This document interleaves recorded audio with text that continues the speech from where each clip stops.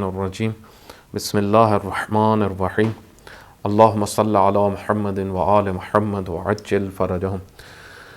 مومنین اکرام، انشاءاللہ آپ سب خیر و عافیت سے ہوں گے۔ خداوند متعال آپ سب کو جہاں پر بھی ہیں اپنے حفظ و امان میں رکھے اور انشاءاللہ صحت و سلامتی عطا فرمائے۔ آج کچھ سوالات کے جوابات آپ کی خدمت میں عرض ہوں گے۔ مختلف مقامات سے مومنین سوالات بھیجتے ہیں۔ ان میں سے پہلا سوال جو ہے وہ ایک برادر ہیں، انہوں نے بھیجا ہے۔ السلام علیکم ورحمۃ اللہ وبرکاتہ۔ وہ کہتے ہیں کہ ائمہ معصومین علیہم الصلاۃ والسلام کے کسب معاش کے کیا ذرائع تھے، کیونکہ عموماً یہ موضوع کم بیان ہوتا ہے تو رہنمائی ہو جائے گی۔ یہ جو ہیں وہ ان کا نام محمد فیاض ہے اور یہ پدراڑ سے ہیں، ہمارے آبائی علاقے سے ہیں۔ خوشاب کے اندر یہ علاقہ ہے اور یہ ظاہراً ملک سے باہر ہوتے ہیں، UAE میں ہوتے ہیں۔ تو انہوں نے یہ سوال پوچھا کہ ائمہ معصومین علیہم الصلاۃ والسلام کے کا کسب معاش کیا تھا، یعنی وہ کس طریقے سے اپنے روزمرہ کے معاملات لے کے چلتے تھے۔ اس حوالے سے آپ کی خدمت میں عرض کروں کہ انشاءاللہ اگر توفیق ہوئی تو سیرت کے ابواب میں یہ موضوع ڈسکس ہوگا۔ خلاصتاً آپ کی خدمت میں عرض کروں کہ رسول اللہ صلی اللہ علیہ وآلہ وسلم قبل از بعثت، یعنی بعثت سے پہلے جو پیغمبر گرامی کی زندگی ملتی ہے، اور اسی طریقے سے اہل بیت علیہ الصلوۃ والسلام کی زندگی میں بھی یہ بہت سارے پہلو ملتے ہیں ہمیں، کیونکہ وہ ایک دیہاتی کلچر تھا۔ خود آپ دیکھیں مکہ اور مدینہ اور اس سے پہلے زمانے میں اگر ہم فرض کریں یہ کہیں کہ خود مکہ جو اس کا مرکز تھا وہ ایک شہر ہی کاؤنٹ ہوتا تھا، تو پھر بھی ان لوگوں کا جو کسب معاش تھا عموماً یا وہ تجارت کرتے تھے، ملک سے باہر کچھ چیز لے کے جانی اور کچھ لے کے آنا، تجارت کا سلسلہ ہوتا تھا۔ جس طریقے سے خود حضرت خدیجۃ الکبریٰ سلام اللہ علیہ کے تجارت کے قافلے جاتے تھے اور رسول اللہ صلی اللہ علیہ وآلہ وسلم بھی وہ قافلے لے کے گئے، اور ایک سفر حضرت نے حضرت ابو طالب علیہ الصلوۃ والسلام کے ساتھ بھی کیا۔ تو یہاں سے پتہ چلتا ہے کہ قبل از بعثت تو واضح ہے کہ وہ تجارت کے لیے گئے، اور اسی طریقے سے یہ بھی ملتا ہے کہ بکریاں بھی چراتے تھے۔ تو واضح سی بات ہے کہ جس کے پاس اس وقت عموماً جو خاندان تھا رسول اللہ صلی اللہ علیہ وآلہ وسلم کا، ان کے پاس اونٹ، جو عموماً عربوں میں یہ اسی طرح ہوتا تھا کہ وہ اونٹ، بکریاں، اسی طرح گائیں، بھینس، یہ جو حیوانات ہیں، اور زیادہ تر اونٹ اور بھیڑ بکریاں زیادہ ہوتی تھی وہاں پہ، تو وہ ان کو بیچا بھی کرتے تھے۔ لازم بات ہے ان کی خرید و فروخت کرنا اور یہ سارے معاملات ہوتے تھے۔ اچھا، یہ آپ دیکھیں کہ خود ایک بہت بڑا ذریعہ معاش تھا، یعنی ایک بہترین ذریعہ تھا اس زمانے میں، اور آج بھی ہے۔ آج بھی آپ دیکھیں ایک بڑی تعداد جو خصوصاً ہمارے ہاں دیہاتی کلچر میں رہتے ہیں، اور اب تو شہروں میں بھی یہ ہے ماحول کہ وہ حیوانات کو پالتے ہیں پھر ان کو بیچتے ہیں۔ اسی طریقے سے جو ہے وہ تجارت کا سلسلہ تو عمومی ہے جو چلتا ہے۔ خوب اچھا، بعثت کے بعد کی جو بات ہم کریں تو بعثت کے بعد رسول اللہ صلی اللہ علیہ وآلہ وسلم جب مدینہ میں گئے اور حکومت اسلامی بن گئی، تو کیونکہ وہاں پہ اب ذمہ داریاں بہت زیادہ ہیں اور تجارت پہ بھی پیغمبر گرامی نہیں جاتے، اسی طریقے سے جو ہے وہ بھیڑ بکریوں چرانا اور وہ معاملات بھی نہیں ہیں۔ تو اب کیا ہے کہ خداوند متعال نے ایک سسٹم جو بنایا ہے وہ یہ کہ کیونکہ جو دین کا کام کرے گا اس کے لیے دین کے اندر ایک نظام بھی موجود ہے، جس طریقے سے حاکم اسلامی ہے معاشرے کا، اسلامی معاشرے کا، تو عموماً مسلمانوں کے لیے بیت المال سے جو ہے وہ اموال تقسیم ہوتے تھے گھروں میں، ہر کسی کا حصہ، پھر اسی طریقے سے مال غنیمت ہوتا تھا، وہ تقسیم ہوتا تھا۔ تو وہ واضح سی بات ہے کہ وہ خود رسول اللہ صلی اللہ علیہ وآلہ وسلم کو بھی ملتا تھا۔ اچھا، پھر مال فے جو ہے مختص تھا رسول اللہ صلی اللہ علیہ وآلہ وسلم کے ساتھ، اس میں پھر روایات میں ملتا ہے کہ فدق سے جو آمدن آتی تھی اس سے رسول اللہ صلی اللہ علیہ وآلہ وسلم اپنے گھروں میں جو ہے اپنی فیملی کے اخراجات نکالتے تھے۔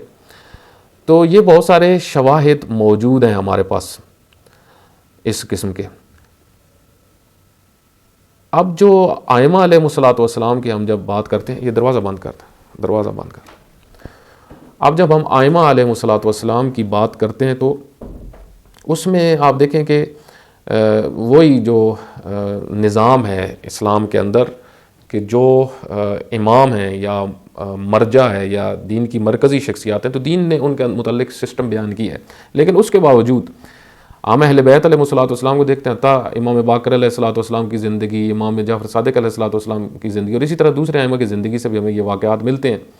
امیر المومنین علی بن ابی طالب علیہ الصلوۃ والسلام خود جو ہے باغ بنانا، پھر باغوں کو فقراء میں تقسیم کرنا، بعض کا بیچنا، یہ اس قسم کی یعنی یہ بھی ان کے ایک ذرائع آمدن میں سے رہا ہے۔ خود کھیتا باڑی کرنا، ٹھیک ہے، پودے لگانا، کھجور لگانا، کشاورزی فارسی میں جس کو کہتے ہیں کھیتا باڑی، کشاورزی کرنا۔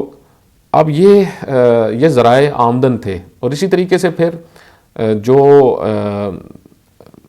دین کے اندر سسٹم، جس طرح میں مثال دیتا ہوں نا، آپ دیکھیں مراجع ہمارے ہیں، بزرگان بیٹھے ہوئے ہیں، ٹھیک ہے، یہ دین کے کیونکہ معاملات سارے لے کے چل رہے ہیں نا، اب ان میں سے کوئی بھی بزنس تو نہیں کرتا، ٹھیک ہے، اب جس نے پورا دن تحقیقات کرنی ہے بیٹھ کے یا ریسرچ کرنی ہے، اس قسم کے معاملات لے کے چلنے ہیں، تو اس کے لیے دین نے ایک سسٹم بیان کیا ہے۔ جس طرح رسول اللہ صلی اللہ علیہ وسلم کی کئی بیویاں تھیں نا، تو اس کا مطلب ہے وسیع فیملی تھی، ٹھیک ہے، تو ان کے لیے دین نے نظام پیش کیا۔ تو اس کے ساتھ ساتھ خود ہم دیکھتے ہیں کہ پھر بھی اہل بیت علیہ الصلوۃ والسلام جو ہیں وہ اپنے معاملات لے کے چلتے تھے، یعنی کھیتا باڑی، اور اسی طریقے سے بعض کا تجارت کے بھی بعض ایسے شواہد ہمیں ملتے ہیں کہ وہ کرتے تھے چیزوں کی۔ اچھا، اب یہاں سے انشاءاللہ پھر اس حوالے سے عرض ہوگا کہ آج اس دور میں علماء کے حوالے سے بھی یہ سوال کیونکہ ڈسکس ہوتا ہے، تو اس کا جواب بھی انشاءاللہ پھر کسی موقع پہ تفصیل سے عرض کروں گا۔ ابھی اس کا خلاصتاً ہم یہی سمجھ سکتے ہیں کہ آپ دیکھیں خود ابھی رہبر معظم حافظہ اللہ ہے نا، وہ حاکم اسلامی ہیں، تو بیت المال سے ان کو ایک بجٹ ملتا ہے جو ان کی لازم بات ہے وہ ضروریات کے مطابق جو ہے، اور ان کی ضروریات تو اگر ہم پڑھیں تو ہم حیران ہوں کہ انہوں نے اپنی زندگیاں کس طرح گزاری ہیں۔ اس طریقے سے اس سے پہلے ہم مراجع کی زندگی بھی اگر پڑھیں، جس طرح خود شیخ انصاری رحمۃ اللہ علیہ کے بہت سارے واقعات ملتے ہیں کہ وہ حتیٰ ان کے پاس اولین ضروریات کی بعض اوقات چیزیں بھی نہیں ہوتی تھی، یعنی مرجع وقت ہونے کے باوجود اپنے لیے بڑا ایک لمیٹڈ سا ان کا حصہ ہوتا تھا جو ان کو ملتا تھا۔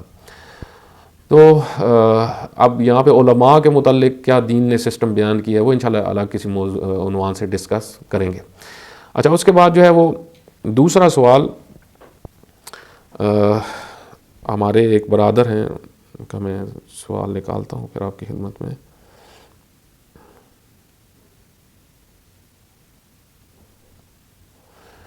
یہ ہمارے برادر ہیں میاں والی سے، سید وسیم شاہ صاحب ہیں میاں والی سے، اور ان کا سوال آپ خود سن سکتے ہیں۔ سلام آغا، سوال یہ ہے کہ شیعہ عقیدے کے مطابق قرآن میں 9 آیات قرآنی ہیں جو ولایت و امامت پر دلالت کرتی ہیں، جو کہ دلیل قطعی ہیں، اور دلیل قطعی کا انکاری کیا کافر ہوگا یا نہیں؟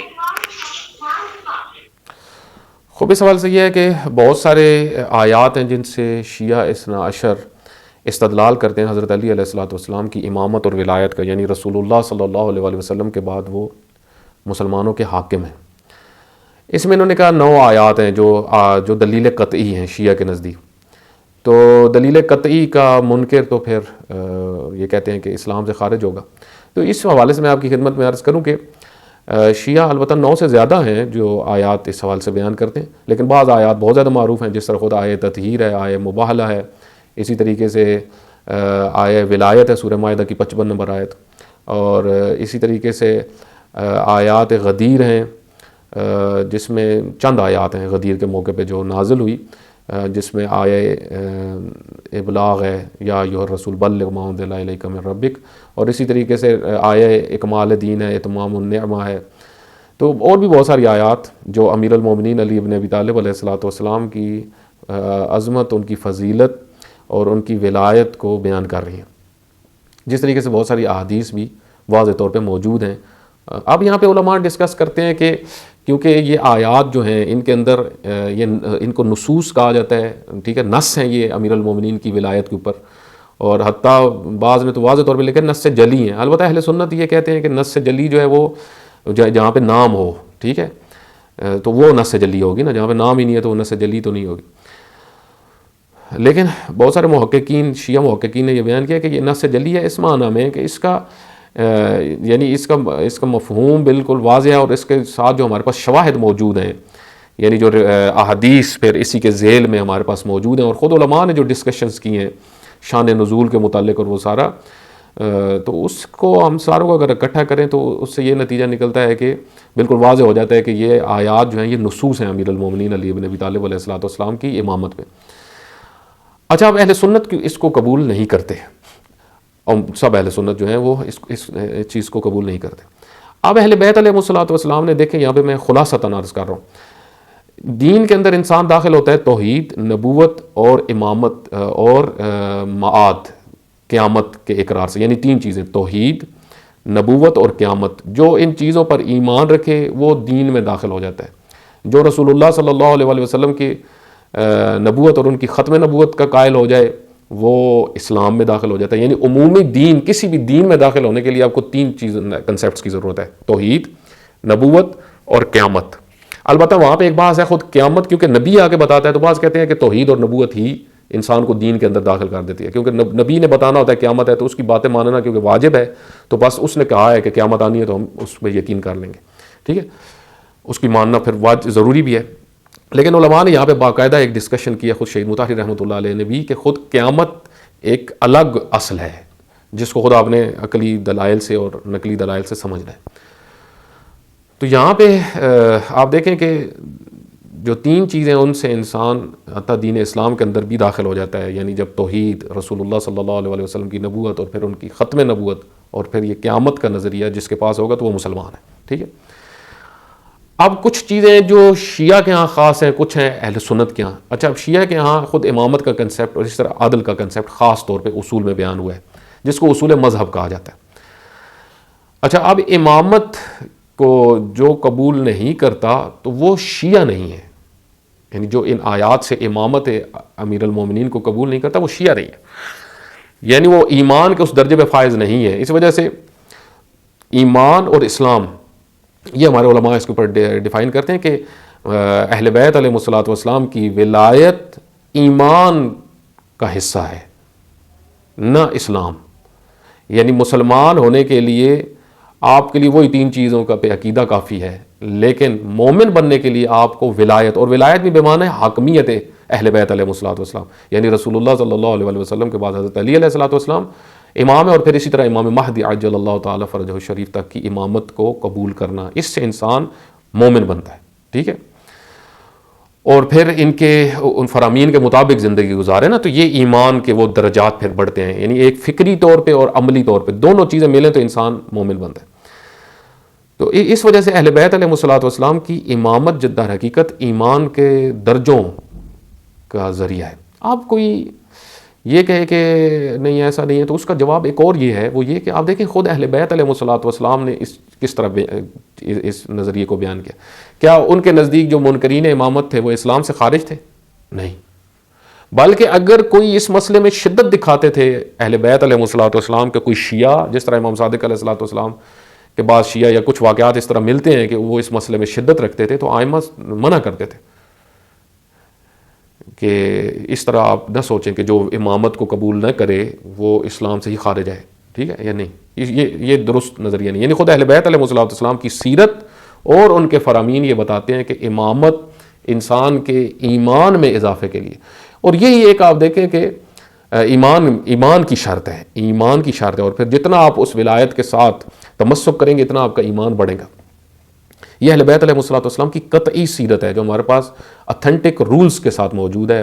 اس وجہ سے اہل بیت علیہ الصلوۃ والسلام کے مکتب کے اندر آپ دیکھیں تکفیریت بڑی سینسٹیو چیز ہے، یعنی وہاں پہ بڑی حساسیت ہے کسی کو کافر قرار دینا۔ وہ اس طرح نہیں آپ کسی کو اوپر کفر کا فتویٰ لگا سکتے، کسی کو کافر بنا سکتے، اس میں بہت حساسیت ہے۔ جس طرح آج کل ہمارے یہاں آپ دیکھیں نا بعض یہ میڈیا کے اوپر جس طرح یہ حسن اللہ یاری وغیرہ ہیں تو یہ تکفیریت کے فتوے لگا رہے ہیں، تو یہ انہی لوگوں کی طرح ہیں جو جس طرح مسلمانوں میں بعض گروہ بنے کہ ہر بات پہ تکفیریت کرنے والے۔ تشیع کا مزاج یہ بالکل نہیں ہے، تشیع بہت حساس ہے۔ اگر تشیع اہل البیت علیہ الصلوۃ والسلام نے غالیوں کو اسلام سے خارج کیا ہے تو وہ دلائل بھی پیش کیے، کیونکہ یہ توحید کے منکر ہیں، توحید کا انکار کرتے ہیں۔ اسی طریقے سے اور گروہ بھی جو منحرف ہوئے مسلمانوں کے اندر، تو ان کے اہل بیت علیہ الصلوۃ والسلام نے اگر کسی کی تکفیر کی، کیونکہ یہ بہت حساس مسئلہ ہے، یہ سنی شیعہ کے ہاں روایت موجود ہے کہ اگر کوئی کسی مسلمان کو کافر کہتا ہے اور وہ کافر نہ ہو تو پھر یہ خود کافر ہے. یہ سنی اہل سنت کے ہاں بھی یہ حدیث موجود ہے، شیعہ کے ہاں بھی یہ موجود ہے. تو بس اس وجہ سے یہ آیات اگرچہ امیر المومنین کی ولایت پہ نص ہیں، لیکن اہل بیت علیہ الصلوۃ والسلام نے ان کو ایمان کی شرط بیان کیا ہے، اسلام کی شرط کے عنوان سے بیان نہیں کیا. خوب، اس کے بعد اس موضوع کو بھی انشاءاللہ پھر مزید اس کے اوپر ڈسکشنز کریں گے. علامہ طباطبائی جس طرح رحمۃ اللہ علیہ فرماتے ہیں کہ کوئی اگر امامت، جس طرح امامت اہل البیت علیہ الصلوۃ والسلام کا منکر ہے، یعنی ان کی عصمت کا منکر ہے یا ان کے علم لدنی کا منکر ہے، انکار کرتا ہے، تو وہ تشیع سے خارج ہے. اچھا، پھر ایک ہیں ضروریات دین، ایک ہیں ضروریات مذہب. ان دو کی بھی تفکیک ضروری ہے، ایک ضروریات دین اور ایک ضروریات مذہب. اور ایک اور بات یہاں پہ جو سامنے آتی ہے وہ یہ کہ اگر آپ یہ کہتے ہیں کہ کسی کو علم ہے اہل بیت علیہ الصلوۃ والسلام کی امامت اس کے لیے ثابت ہو چکی ہے اور پھر بھی وہ قبول نہیں کر رہا، ممکن ہے کوئی یہ کہے تو پھر اس کے بارے میں کیا حکم ہے؟ تو دیکھیں، اس کے بارے میں بھی آپ فتویٰ نہیں لگا سکتے، یا ہم، وہ اللہ جانے، کیونکہ باطن سے اللہ آشنا ہے. وہ ہو سکتا ہے کس وجہ سے وہ کہیں پہ ہو سکتا ہے اڑا ہوا ہو، یا کوئی اس کو مشکل پیش آ رہی ہو، 100 قسم کے معاملات ہو سکتے ہیں. بہرحال تکفیریت بہت حساس مسئلہ ہے. ہمارے علماء، ہمارے فقہاء نے پوری تاریخ میں اس مسئلے کو بڑا حساس لیا ہے. اس طرح نہیں کہ مثلا فلاں کے ہاں جنازے میں شرکت کرنے سے نکاح ٹوٹ جائے گا، اس طرح تشیع اس طرح نہیں ہے. تشیع اس مسئلے میں بہت حساس ہے. خوب، اس کے بعد جو ہمارے برادر ہیں، ایک اور ان کے بھی سوالات آئے ہیں. ان کے سوال سے پہلے ایک اور سوال یہاں پہ، چلو وہ بھی میں ایک سوال اور بھی ہے، وہ بھی مومنین کی خدمت میں عرض کرتا ہوں. ان کا سوال یہ ہے کہ علماء ایک مصائب، یہ انڈیا سے ہیں، زیدی صاحب ہیں، جنہوں نے پہلے بھی جن کے سوالات ایک دفعہ پڑھے تھے، میں نام ان کا بیان کر دیتا ہوں. مکمل رفعت زیدی انڈیا سے، اتر پردیش الہ آباد سے ہیں. تو انہوں نے کافی سارے سوالات بھیجے ہیں، چند کو ہم آپ کی خدمت میں عرض کرتے ہیں، بقایا پھر کسی موقع پہ جواب دوں گا. سوال یہ کہ علماء ایک مصائب پڑھتے ہیں کہ شام غریباں میں بی بی زینب سلام اللہ علیہ سے ملنے مولا علی آئے تھے. کیا کربلا میں بی بی فاطمہ بھی تھی؟ اور جب امام حسین علیہ السلام قتل ہو رہے تھے تو امام حسن، امام علی اور اسی طرح رسول اللہ صلی اللہ علیہ وسلم، یعنی وہ 4 تن دوسرے جو ہیں 5 تن میں سے، وہ کیا موجود تھے وہاں پہ اس وقت جس وقت امام حسین علیہ السلام کو قتل کیا جا رہا تھا؟ تو اس سوال سے آپ کی خدمت میں عرض کروں کہ یہ جو ہمارے یہاں عموماً بہت سارے مصائب پڑھے جاتے ہیں، بہت سارے مصائب، تو بعض ایسے ہوتے ہیں کہ جو زبان حال ایک ہوتی ہے خاص نا، حالات کے مطابق، یعنی آپ اس کو تاریخ کے عنوان سے بیان نہیں کر رہے ہوتے، آپ اس کو ایک درد کے عنوان سے بیان کر رہے ہوتے ہیں کہ ایسا ہوا ہوگا، ایسا کہا ہوگا، سیدہ سلام اللہ علیہ کے بابا آئے ہوں گے، انہوں نے یہ بات کی ہوگی. ایک تو یہ ہے، ٹھیک ہے. اس کا پڑھنا تو عموماً علماء کہتے ہیں کہ اس طرح پڑھ سکتے ہیں، ایسا ہوا ہوگا، ٹھیک ہے. اب لازم بات ہے اس کے لیے بھی پھر آپ کو کچھ نہ کچھ تو سیاق و سباق چاہیے نا، کچھ حالات ایسے جس میں آپ کے پاس ایک موضوع ہو کہ آپ اس بات کو بیان کر رہے ہو. عموماً آپ دیکھیں، حتیٰ میں نے یہ دیکھا ہے کہ ہمارے بہت سارے علماء بھی، میں نے بعض بڑے بڑے علماء جن کا بڑا احترام کرتا ہوں، ان کی بھی میں نے بعض تقاریر، کیونکہ سنتے رہتے ہیں ہم علماء کی تقاریر، تو بعض کے مصائب سننا، پھر ان کو کبھی کبھی جب انسان سفر کر رہا ہوتا ہے یا کسی موقع پہ سن رہا ہوتا ہے مجالس، تو مجلس پڑھتے ہوئے بعض کا تو وہ ذہن میں آ جاتے ہیں تو ان کو پڑھ دیتا ہے، ٹھیک ہے. تو میں چند دفعہ جو ہے میں نے بعد میں جب تحقیق کی تو میں خود پھنس گیا. میں نے کہا یہ تو میں نے ایسی پڑھ دیا، بات تو ہے ہی نہیں. تو اس میں پھر میں اس نتیجے پہ پہنچا کہ کسی بھی عالم کا مصائب سن کے، کسی بھی معتبر سے معتبر عالم میں آپ کی خدمت میں عرض کروں، اس کا سن کے میرے خیال میں ایک محقق کو نہیں پڑھنا چاہیے. کیونکہ کئی دفعہ یہ اس طرح ہوا ہے کہ جب پڑھ دیا تو بعد میں تحقیق کی تو وہ بات تھی نہیں. کیونکہ بڑی شخصیت ہوتے ہیں تو ہم سمجھ لیتے ہیں کہ بڑی شخصیت نے حتماً ہی اتھینٹک ہی بات کی ہوگی، ٹھیک ہے. ایسا نہیں ہوتا. بعض کا بڑی بڑی شخصیات غیر اتھینٹک بات کر جاتی ہے، ٹھیک ہے. میرے پاس ایک اپنے علاقے میں گیا تو ایک ہمارے عالم دین ہی ہے، تو وہ ایک کتاب میرے پاس لے کے مصائب کی، وہ ایک اچھے عالم کی لکھی ہوئی ہے. تو انہوں نے مجھے کہا کہ ان کے مجھے حوالہ جات لا کے دینا جو انہوں نے مصائب پڑھے. تو میں نے دیکھا کہ واقعاً یہی مشکل تھی کہ بہت سارے علماء کے ہم جب دیکھتے ہیں کہ وہ جو مصائب پڑھتے ہیں وہ اتھینٹک نہیں ہوتے. وہ ایک خاص کنڈیشن اس میں اپنے پاس سے پڑھے ہوتے ہیں. کہتے ہیں ایک بہت بڑے عالم تھے تو انہوں نے ایک مسائل پڑھے, تو ان کو کسی نے ایک, جس طرح بعض اہل علم ہوتے ہیں نا, شوق ہوتا ہے ان کو تو وہ حوالہ پوچھتے ہیں, تو انہوں نے کہا میری وہ کتاب ہے جس کا نہ پچھلا صفحہ ہے نہ اگلا صفحہ ہے, ٹھیک ہے. تو بعض اس طرح بھی پڑھتے ہیں, یہ درست نہیں ہے. خود شہید مطہری رحمۃ اللہ علیہ ایک مقام پہ فرماتے ہیں کہ بعض بڑے بڑے علماء ہمارے ایسے گزرے ہیں جو بہت سارے علوم میں اسپیشلسٹ تھے, لیکن مسائل پڑھتے ہوئے غیر اسپیشلسٹ ہو جاتے تھے, بالکل عوامی ہو جاتے تھے. تو یہاں پہ جو ہے وہ ہم یہ کہہ سکتے ہیں کہ وہ ایک خاص, اگر کوئی یہ پڑھ زبان حال آپ اس کو کہہ لیں کہ ایسا ہوا ہوگا, یہ کہنا کہ تاریخ میں یہی ہوا تھا کہ شام غریبہ میں حضرت علی علیہ الصلوۃ والسلام فزیکلی آ گئے تھے اور بیویوں نے دیکھا, تو ایسے کوئی اتھینٹک کتب کے اندر ہمارے پاس موجود نہیں ہے. کیونکہ ہمارے پاس دیکھیں, میں نے پہلے بھی عرض کیا, یہ میرے پاس سامنے یہ کتاب رکھی ہوئی ہے, یہ اب اس کتاب کا نام ہے مقتل جامع سید الشہداء علیہ الصلوۃ والسلام. یہ 15 کے قریب اور 14-15 کے قریب محققین نے لکھی ہے, اور یہ سارے مقاتل کو دیکھ کے انہوں نے چھانٹی کی ہے, پھر اس میں اتھینٹک اور غیر اتھینٹک چیزیں انہوں نے جدا کی ہیں, اور ہر بات کا یہ حوالہ دیتے ہیں. اور پھر خصوصاً پہلی 5 صدیوں میں جو مقاتل لکھے گئے ہیں اس کے حوالے سے تو یہ باقاعدہ پھر بہت حساس ہیں کہ اصل مقتل انہی بکس کے اندر ہے, ٹھیک ہے. بعد میں ساروں نے انہی سے لیا ہے, تو اس کا مطلب ہے جو پہلی 5 صدیوں میں موجود نہیں ہے وہ بعد میں اگر آ گیا تو اس کی ہمیں زیادہ تحقیق کرنی پڑے گی کہ کہاں سے آ گئی یہ بات, پہلی 5 صدیوں میں تو نہیں ہے, ٹھیک ہے.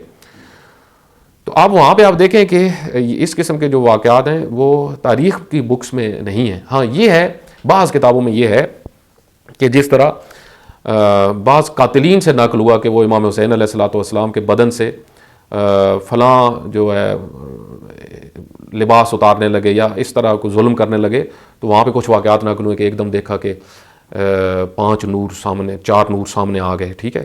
تو اب یہ بہت سارے واقعات قاتلین سے نقل ہوئے ہیں, جس طرح مقتل کے اکثر واقعات جو قاتلین سے نقل ہوئے ہیں تو ان کا اتنا اعتبار نہیں ہے. وہ قاتل ہیں, وہ تو لوٹنے آیا ہوا ہے, اس کی بات کا کتنا اعتبار ہوگا.